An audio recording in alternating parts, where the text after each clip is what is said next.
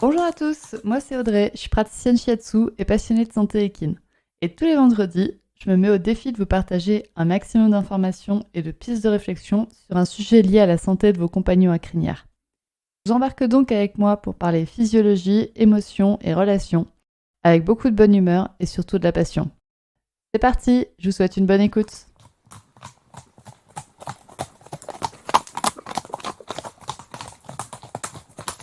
Bonjour à toutes et bienvenue dans ce nouvel épisode du podcast Murmuricain. Je vous invite aujourd'hui dans une petite réflexion sur les ulcères gastriques. Alors cet épisode va être un petit peu plus personnel parce que Alpha souffre d'ulcères gastriques. Cependant, je n'ai toujours pas trouvé la solution miracle pour lui. Donc du coup, je vais vous parler un petit peu de qu'est-ce que c'est que les ulcères, des solutions que moi j'ai essayées, de qu'est-ce qui a marché, de qu'est-ce qui a moins marché, etc.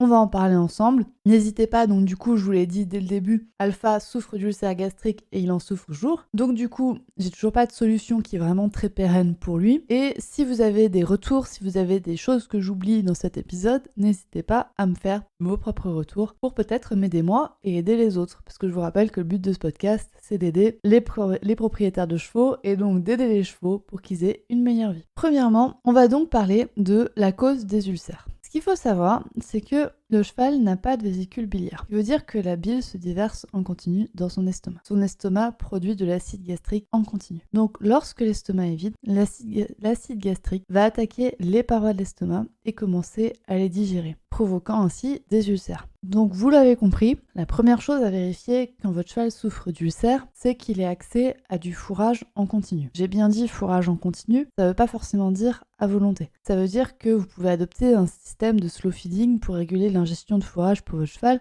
Si en plus d'avoir des ulcères gastriques, il souffre de surpoids. Une seconde cause des ulcères, ça peut être le stress. Un stress intense ou prolongé, ça va causer des ulcères gastriques chez le cheval. Il va donc falloir agir sur les deux tableaux pour gérer le problème d'ulcère. Donc protéger l'estomac de l'attaque de l'acide gastrique et diminuer le stress. Et j'ai une mauvaise nouvelle pour les propriétaires de chevaux qui souffrent d'ulcères, c'est qu'une fois que le cheval a des ulcères, qu'il a eu des ulcères, l'estomac peut cicatriser. Donc ça, c'est une très bonne nouvelle. On est très contents, nous, propriétaires de chevaux ulcéreux, de savoir que l'estomac peut cicatriser. Parce que je vous le rappelle, en fait, l'ulcère, c'est une plaie. C'est une plaie à l'intérieur de l'estomac qui va potentiellement s'infecter, Donc, l'estomac peut cicatriser. Cependant, le tissu cicatriciel est plus fragile qu'un tissu sain original. Il est donc fort probable que des crises ulcères apparaissent de nouveau lors des périodes de manque de fourrage ou de stress. Il a été étudié que le taux d'apparition des ulcères chez les chevaux de course de galop est de 98%. C'est-à-dire que 98% des chevaux qui sont en course ont des ulcères. Donc, désolé si votre cheval a couru, mais il y a fort à parier qu'il a eu des ulcères une fois dans sa vie de cheval de course, et donc qu'il va garder un terrain qui va être propice à l'apparition des ulcères. Je me permets de vous dire que pour diagnostiquer des ulcères gastriques, il faut une endoscopie, réalisée sous sédation par un vétérinaire, pour diagnostiquer les ulcères et pour diagnostiquer le stade d'avancée des ulcères. Et que sans cette endoscopie, on n'est en théorie pas capable de dire le cheval a des ulcères.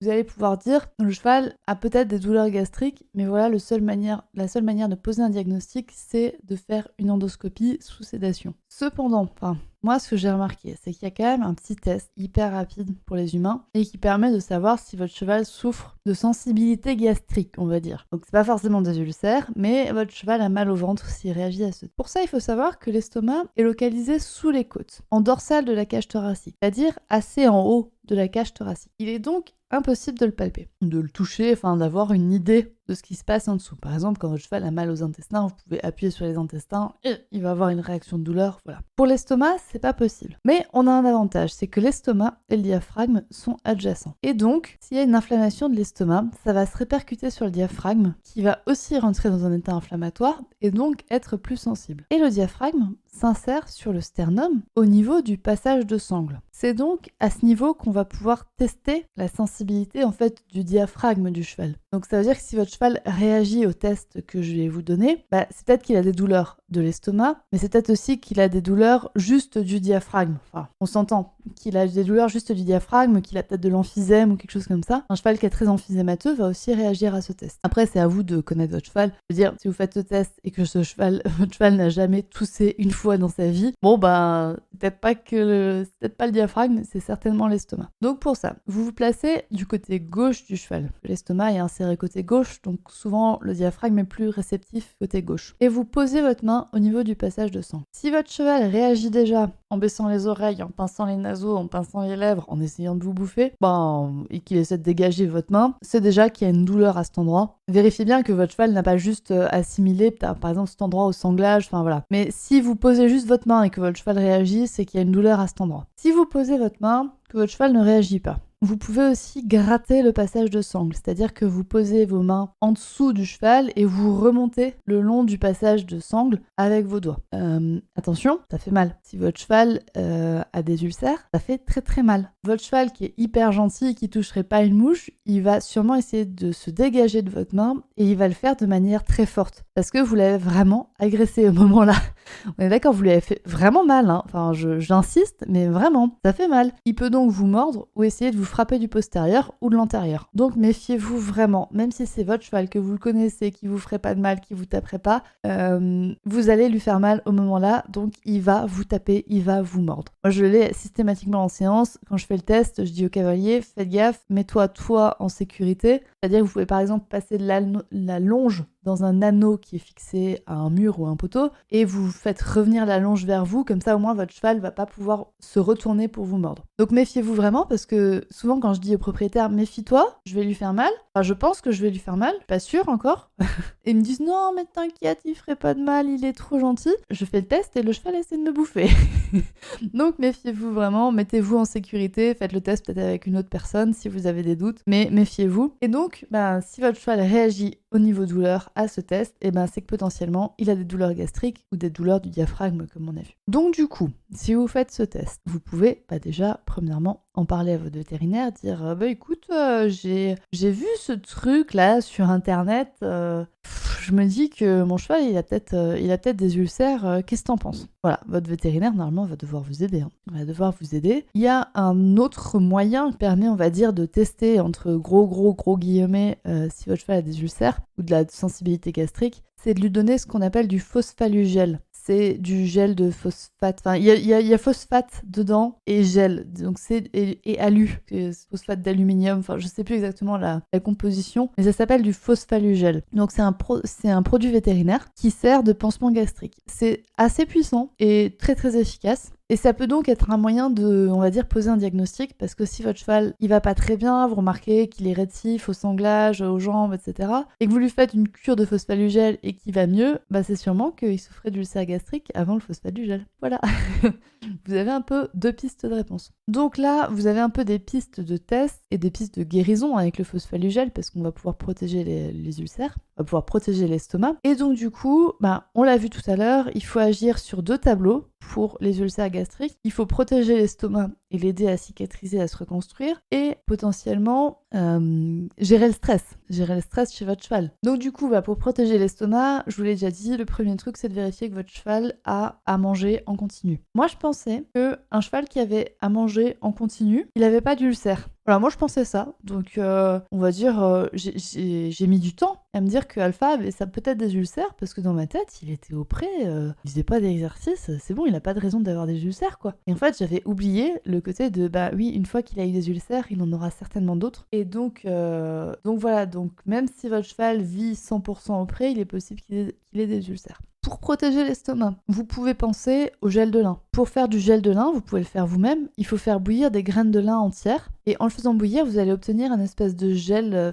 c'est très gluant comme matière. Vous pouvez filtrer ce gel, ou pas, et le donner dans la ration de votre cheval. Vous le donnez tiède, vous le donnez pas chaud. Bien évidemment, vous le donnez pas bouillant. L'inconvénient de ce gel de lin, c'est que ça se conserve très peu de temps. En général, ça se conserve 3 jours au frigo et après ça tourne. Donc ça peut être un peu compliqué à préparer fréquemment et à donner fréquemment à votre cheval. Vous pouvez aussi donc donner des graines de lin extrudées ou de l'huile de lin. Ça peut être une bonne solution de remplacement à ce gel de lin, même si il a des propriétés qui sont l'huile et les graines ont des propriétés qui sont moindres que le gel. On fait une petite note sur le lin.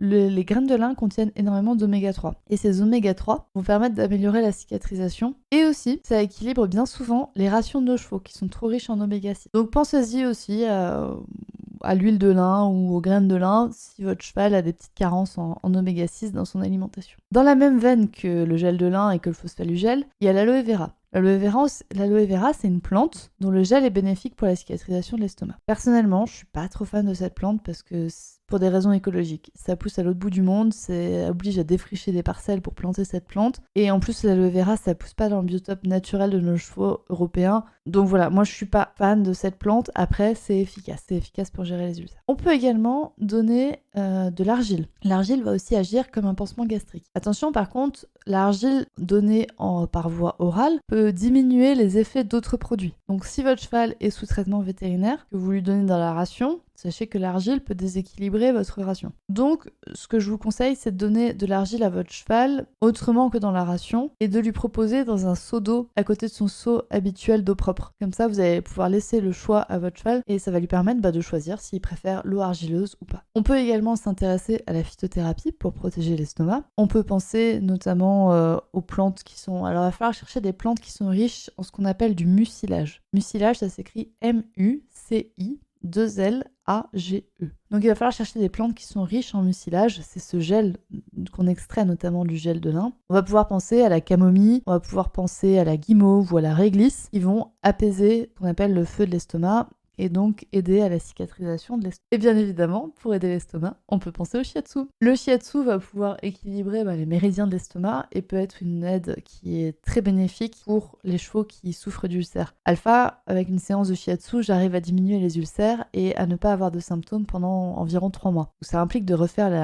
la séance fréquemment, mais c'est très utile. Le shiatsu peut être très utile pour gérer le stress, pour gérer les problèmes d'ulcères. Parce que le shiatsu est également utile pour gérer le stress chez le cheval. Et donc, on a vu que le stress pouvait causer des ulcères et le shiatsu peut aider à ça. Pour gérer le stress, on peut penser aussi aux plantes unitaires. Encore une fois, la camomille romaine. On peut aussi penser à la valériane. Alors attention, la valériane est plus puissante que la camomille, mais elle est considérée comme dopante. Donc ne pas en donner si vous souhaitez sortir en concours. On a aussi l'armoise qui peut aider à gérer le stress. Petit point sur l'armoise. Elle a un effet de détendre les muscles, dont ceux du système reproducteur de la jument. Et donc, à forte dose, cette plante peut être abortive. Donc ne pas en donner à une jument pleine. Mais du coup, ça peut être adapté pour une jument qui souffre de chaleur douloureuse aussi. Toujours est-il que dès que vous donnez de la phytothérapie à un cheval, sachez que ça peut entrer en action avec des médicaments que vous donnez déjà. Donc dans tous les cas, si votre cheval est suivi par votre vétérinaire, un petit coup de fil au vétérinaire en lui disant « Écoute, j'ai entendu ça sur internet, j'aimerais bien essayer de donner de la camomille romaine à mon cheval. Est-ce que ça n'entre pas en interaction avec un des médicaments que reçoit mon cheval ?» Et toujours passer, moi je vous conseille de passer par une naturopathe ou par un vétérinaire ou par un pharmacien pour lui demander les effets secondaires des plantes que vous donnez et savoir à quoi vous en tenir et savoir s'il n'y a pas de contre-indication pour votre cheval surtout. Donc, on a parlé de la protection de l'estomac, on a parlé de la gestion du stress et je peux vous parler encore un petit peu des cicatrices. Parce que du coup, on a vu que quand les parois de l'estomac cicatrisent, ça fait des cicatrices, c'est logique. Et donc que ces tissus cicatriciels sont des fois sont plus fragiles que les tissus originels. Pour aider à la cicatrisation des tissus, on peut aussi penser au massage et notamment à la fasciathérapie. Les fascias, c'est une enveloppe qui enveloppe toutes les structures du corps, qui est en lien avec toutes les structures du corps. Et du coup, on peut avoir des actions sur les fascias et aider à la cicatrisation et aider à enlever du coup ces mémoires de douleur que peuvent avoir certains chevaux au niveau des ulcères. Donc pensez à la fasciathérapie. Je ferai certainement prochainement un épisode de podcast sur la fasciathérapie. N'hésitez pas à me dire si ça vous plairait et si vous avez des questions dessus, n'hésitez pas à venir me les poser en message privé ou sur mon adresse mail. Voilà, c'est fini pour aujourd'hui. J'espère que vous avez eu des petites pistes pour aider votre cheval qui est ulcéreux. Je vous le redis encore une fois, moi c'est un épisode qui est en construction parce que j'ai des pistes. Avec le shiatsu, comme j'ai dit, j'arrive à espacer les séances et à avoir des périodes où Alpha ne présente pas de symptômes. Avec la phytothérapie aussi, j'arrive à faire des très bonnes choses. Mais pour autant, je suis toujours encore à la recherche de la solution miracle et je commence à me dire de plus en plus qu'elle n'existe pas. Donc si vous avez une solution miracle pour vos chevaux, pour les ulcères, venez m'en parler, je serai ravie d'en discuter avec vous. Et voilà, c'est tout pour aujourd'hui. Je vous dis à très bientôt pour un prochain épisode. Et voilà, c'est terminé pour aujourd'hui. J'espère que cet épisode vous a plu.